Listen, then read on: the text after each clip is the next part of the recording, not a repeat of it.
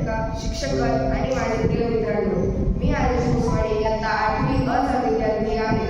ही आपली श्री चैतन्य टेक्नो शाळा दर महिन्याला नवीन नवीन उपक्रम देत असते. तर या महिन्याचा उपक्रम आहे ग्रीन इंडिया मिशन. या संदर्भात आम्ही इयत्ता 8वी अ चे विद्यार्थी फेरीद्वारे याचा आशय स्पष्ट करण्याचा प्रयत्न करत आहोत.